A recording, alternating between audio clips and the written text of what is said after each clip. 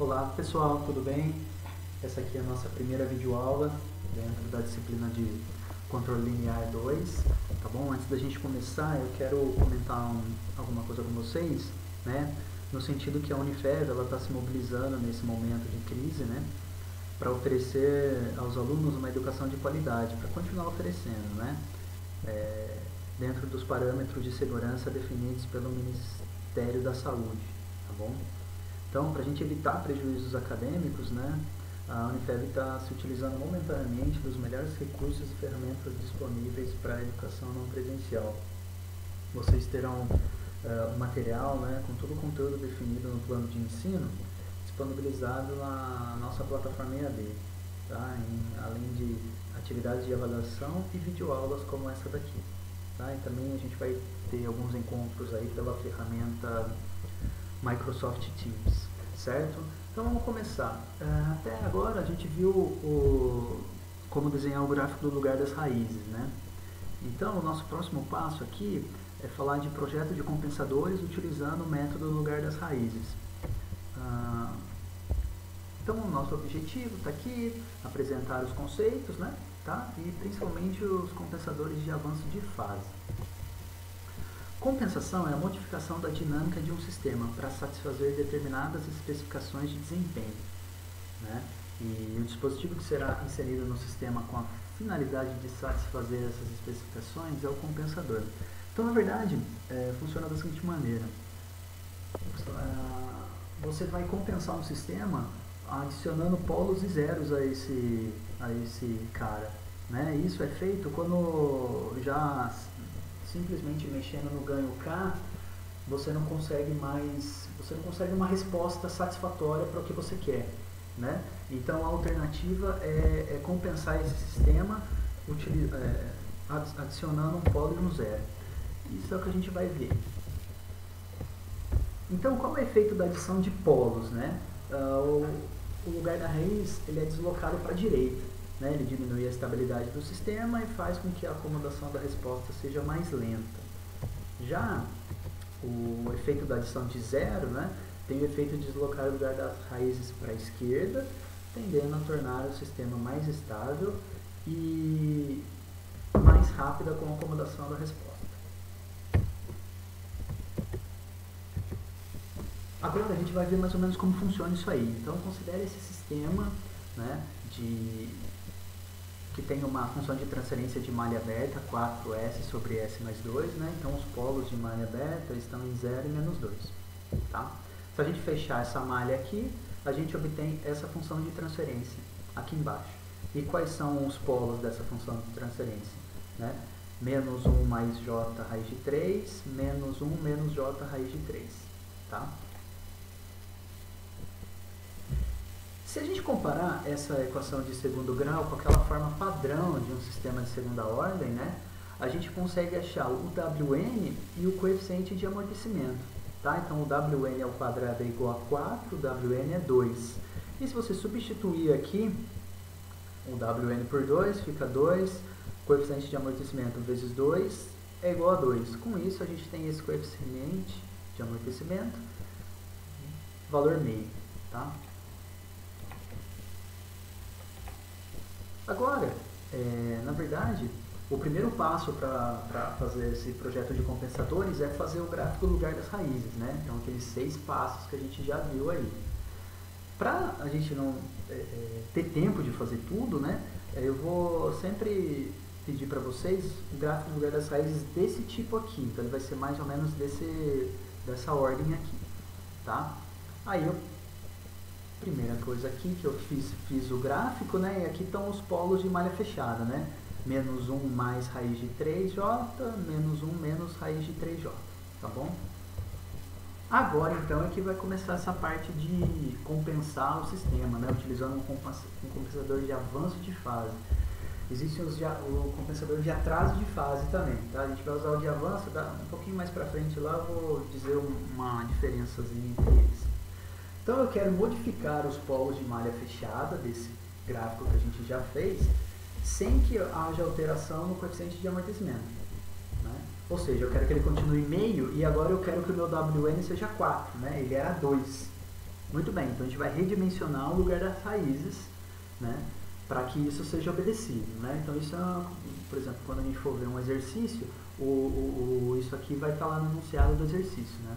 Ah, eu quero um WN de tanto e um coeficiente de amortecimento de tanto. Então o primeiro passo é determinar a localização dos novos polos de malha fechada, né, utilizando essa fórmula aqui, né?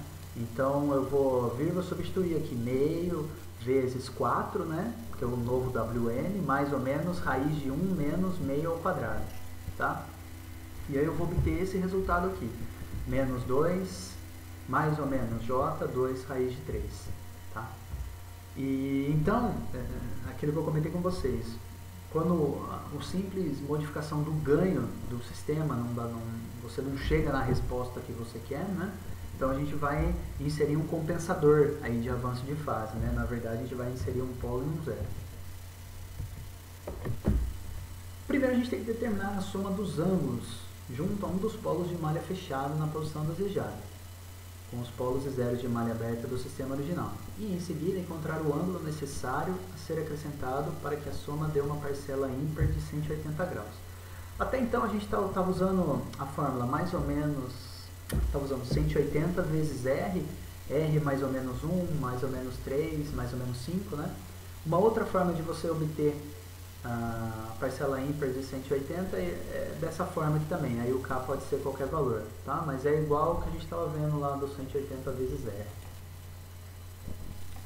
Muito bem. Então a gente vai colocar os novos polos, né, no gráfico no lugar das raízes. Então estão aqui em vermelho, tá bom? Depois eu vou ligar o novo polo a esse polo de valor zero aqui, tá? E eu consigo ver que eu tenho um ângulo aqui, né?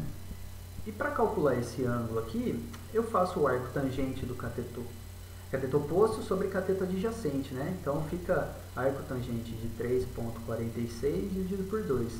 E eu chego num ângulo de 60 graus aqui. Tá? Muito bem, só que eu quero o ângulo anti-horário que esse cara faz, né? Que esse polo tem em relação a esse. Então eu faço 180 menos o 60. Então consegui meu primeiro ângulo aqui, 120. Agora vamos ligar o novo polo também ao polo de valor menos 2, ou seja, eu teria que ligar esse carinha a todos os polos aqui, tá? Todas as raízes. Muito bem, e quando eu ligo esse cara a esse, eu formo um ângulo de 90 graus, nem preciso fazer cálculos. Agora a gente vai fazer a somatória dos ângulos, né? Lembrando que a forma é somatória dos ângulos dos zeros menos a somatória dos ângulos dos polos igual a uma parcela ímpar de 180. Isso aqui é bem parecido lá com o passo 5 que a gente fazia do gráfico do lugar das raízes, né? Mas agora a gente não vai achar não tem uma incógnita aqui para a gente achar, né? A gente vai igualar esses dois lados. E provavelmente um lado vai ficar diferente do outro, né? Então, por exemplo, menos 90 menos 120, menos 210. Ele é diferente de uma parcela ímpar de 180, né? O que eu vou fazer aqui? Aqui está a sacada. Eu vou colocar um ângulo compensador para esses caras ficarem iguais, tá? Então, se o K for zero, aqui eu posso assumir valores para cá, né? Aqui eu tenho 180. E aí, para a gente igualar esse cara aqui, o ângulo é de 30 graus, tá? Ou se eu usar um valor de K, que aqui dê menos 180, né? Então fica menos 210, é diferente de menos 180. Então eu tenho que colocar um compensador de 30 graus. Então vemos que pela condição de ângulo, né, eu tenho que ter um compensador de 30 graus aí no gráfico do lugar das raízes, tá? Então vamos analisar esse cara agora.